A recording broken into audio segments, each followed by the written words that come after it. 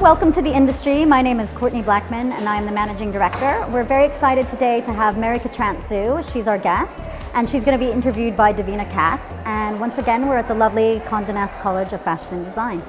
Did you ever expect to be here where you are today, or what's taken you most by surprise?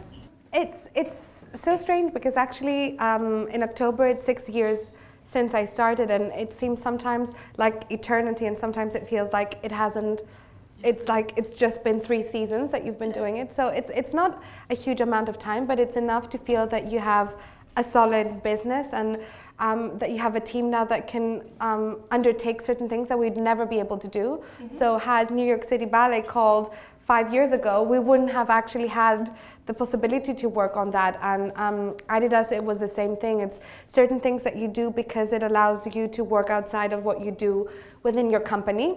You grew up in Greece, then went Yes. to the States, to Rhode Island to do architecture, before coming here to St. Martin's and studying textile design. So you didn't actually study fashion design. Did you ever feel this was a disadvantage? You always feel it's a disadvantage, but certain things, your perspective changes. So I did do my MA in fashion, which meant that I was able to start thinking at that point of textiles and print within a context of women's wear. And I think as soon as you start thinking of a woman in 3D, you stop becoming a textile designer, you start becoming a fashion designer. So in one way, the fact that I wasn't really geared up and hadn't had a fashion degree and didn't want to be a fashion designer since the age of 14 and didn't have all these preconceived notions of what I should be doing, allowed me more freedom to just instinctually make certain decisions.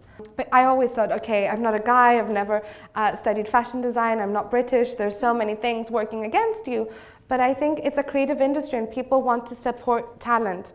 And that's amazing in fashion, that there are people along the way that come and help you.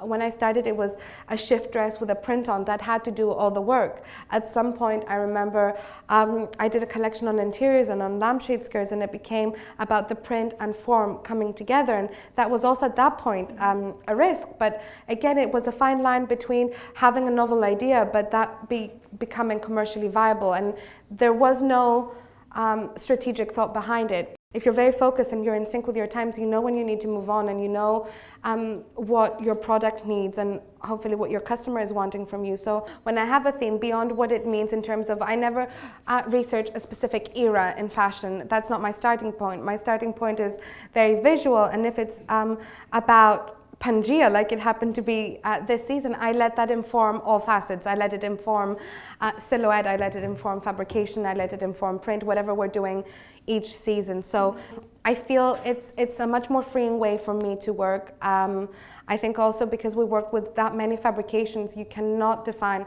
from the get-go certain things. I cannot limit things from the beginning as color palette, as exactly how many developments we'll do. It has to kind of feel right as you're working with them. You evolve as a designer, you want to work beyond what has been your signature. And I felt I've said so much things through print. I mean, I've done lampshades and objects of art, and I've done valets, and I've done pencils, and I've done perfume bottles, so many things. And this word fearless is always one that's used to describe you.